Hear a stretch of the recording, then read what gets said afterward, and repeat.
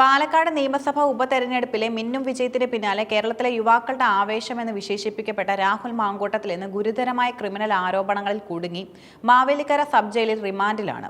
ഒന്നിനു പിറകെ ഒന്നായി വന്ന 3 ബലാത്സംഗ കേസുകൾ രാഹുലിന്റെ രാഷ്ട്രീയ ഭാവിയെ തന്നെ ചോദ്യചിഹ്നത്തിലാക്കിയിരിക്കുകയാണ്.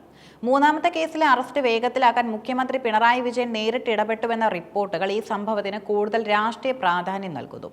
രാഹുലിന്റെ 3ാം അറസ്റ്റ് ആസൂത്രിതവും വേഗത്തിലുള്ളതുമായിരുന്നു. ഇതിന് പിന്നിൽ അതിജീവിത നേരിട്ട് മുഖ്യമന്ത്രിക്ക് അയച്ച ഒരു ശബ്ദ സന്ദേശമുണ്ടായിരുന്നു. വിദേശത്ത് കഴിയുന്ന മലയാളി യുവതി രാഹുൽ പുറത്തു നിൽക്കുന്നത് തന്റെയും കുടുംബത്തിന്റെയും ജീവന് ഭീഷണിയാണെന്ന് കരഞ്ഞുകൊണ്ട് മുഖ്യമന്ത്രിയെ അറിയിച്ചു. രാഹുലിന്റെ രാഷ്ട്രീയ സ്വാധീനം ഉപയോഗിച്ച് കേസ് അട്ടിമറിക്കപ്പെടുമോ എന്ന ആശങ്കയും അവർ പങ്കുവച്ചു.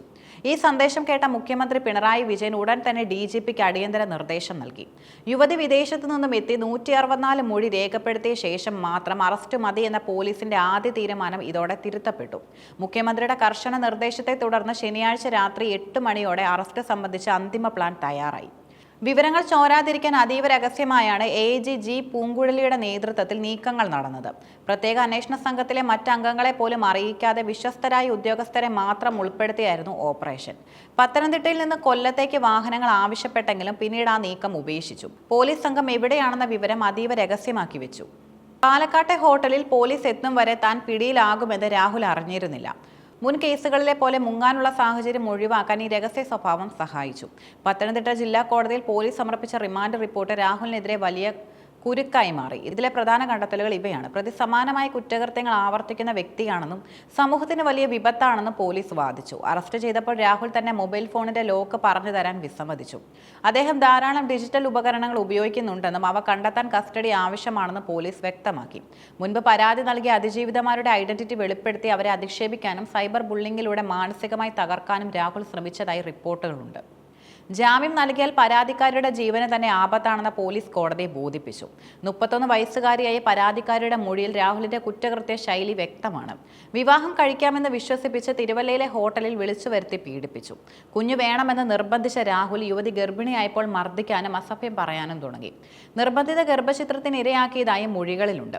3 കേസുകളിലും വിവാഹ വാഗ്ദാനം നൽകുക, ഗർഭിണിയായ ശേഷം കൈയൊഴിയുക എന്ന ഒരേ രീതിയാണ് രാഹുൽ സ്വീകരിച്ചതെന്ന് പോലീസ് നിരീക്ഷിക്കുന്നു. അറസ്റ്റ് നടപടിക്ക് പിന്നാലെ നിയമസഭയിൽ രാഹുലിനെതിരെ കടുത്ത നീക്കങ്ങളും ആരംഭിച്ചു. MLA സ്ഥാനത്ത് തുടരുന്നത് തെറ്റായ സന്ദേശം നൽകുമെന്നും വിഷയം എത്തിക്സ് ആൻഡ് പ്രിവിലേജ് കമ്മിറ്റി പരിശോധിക്കണമെന്നും സ്പീക്കർ പറഞ്ഞു. കോടതി ശിക്ഷ വിധിക്കുന്നത് വരെ കാത്തിരിക്കാതെ സഭയുടെ അന്തസ് ഉയർത്തിപ്പിടിക്കാൻ രാഹുലിനെ അയോഗ്യനാക്കുന്ന കാര്യത്തിൽ നിയമോപദേശം തേടിയിരിക്കുകയാണ്. ഇത് നിയമസഭാ ചരിത്രത്തിൽ തന്നെ അപൂർവമായ നീക്കമാണ്. പത്തനംതിട്ടയിലും മാവേലിക്കരയിലും രാഹുലിനെതിരെ DYFI യുവമോർച്ച പ്രവർത്തകർ വൻ പ്രതിഷേധമാണ് ഉയർത്തിയത്. ആശുപത്രികൾക്ക് മുന്നിലും ജയിലിന് മുന്നിലും പ്രവർത്തകർ രാഹുലിനെ കൂവി വിളിക്കുകയും കോലം കത്തിക്കുകയും ചെയ്തു. അതേസമയം ഈ രാഷ്ട്രീയ വേട്ടയാടലാണെന്ന് കോൺഗ്രസിന്റെ ഔദ്യോഗിക നിലപാടെങ്കിലും പാർട്ടിക്കുള്ളിൽ ഒരു വിഭാഗം രാഹുലിനെതിരെ രംഗത്തുണ്ട്. ഷാഫി പറമ്പലിന്റെ നേതൃത്വത്തിലേക്കുള്ള വരവിനെ ഈ സംഭവം പ്രതിരോധത്തിലാക്കിയിരിക്കുകയാണ്. രാഹുൽ മാങ്കൂട്ടത്തിന്റെ അറസ്റ്റ് കേരള രാഷ്ട്രീയത്തിൽ ദൂരവ്യാപകമായ പ്രത്യാഘാതങ്ങളും ഉണ്ടാക്കും. അതിജീവിതയുടെ കണ്ണീരും മുഖ്യമന്ത്രിയുടെ നേരിട്ടുള്ള ഇടപെടലും കേസിന് വലിയ ഗൗരവം നൽകുന്നു.